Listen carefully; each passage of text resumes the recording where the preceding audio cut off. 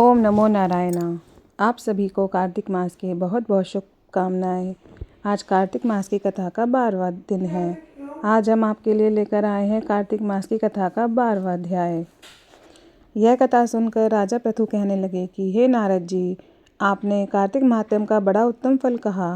अब कृपा करके तुलसी का महात्म्य भी कहिए। यह सुनकर नारद जी कहने लगे कि हे राजा पृथु, प्राचीन काल में सहाद्री क्षेत्र में करवरीपुर में धर्मदत्त नाम वाला एक ब्राह्मण था।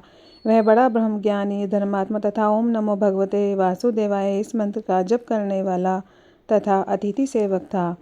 एक दिन वह ब्राह्मण पूजा की सामग्री लेकर एक पहर रात्रि रहने पर भगवान के मंदिर को जा रहा था। इतने में सामने से आती हुई एक भयंकर राक्षसी को देखकर भयभीत धर्मदत्त ने तुलसी मिश्रित जल उस पर फेंक दिया। उस जल के शरीर पर लगते ही उसके सब पाप दूर हो गए। वह हाथ जोड़कर धर्मदत्त के पैरों पर गिर पड़ी। तब धर्मदत्त ने कहने लगा कि तुम कौन हो और किस पाप के कारण तुम्हारी यह दशा हुई, यह मुझसे कहो। वह कहने लगी कि सौराष्ट्र देश में भिक्षु नाम का एक ब्राह्मण था। उसकी मैं पहली पत्नी थी और कलहा मेरा नाम था। मैं ना तो कभी अपने पति से मीठे वचन बोलती थी और न ही उसको खाने के लिए अच्छे फल व भोजन देती थी। यह देखकर जब मेरे पति ने दूसरे विवाह का निश्चय किया तो क्रोध में आकर मैंने विष खाकर अपना शरीर त्याग दिया। तब यमदूत मुझको बांधकर यमराज के पास ले गए।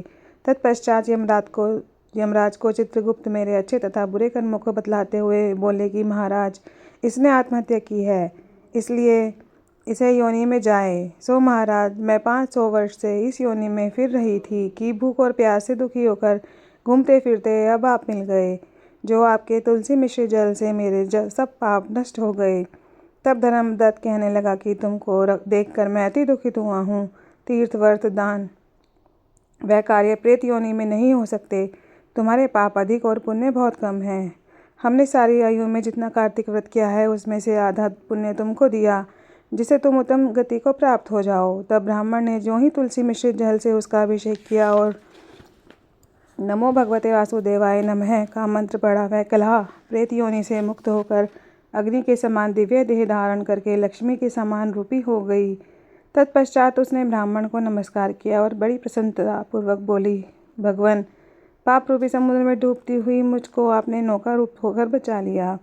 उसी समय भगवान विष्णु के दूत पुण्यशील तथा सुशील वहां पर आ गए और उसको विमान में बिठाकर बैकुंठ को ले जाते हुए धर्मदत्त से बोले, हे ब्राह्मण, तुम धन्य हो जो सदैव भगवान की भक्ति में लगे रहते हो।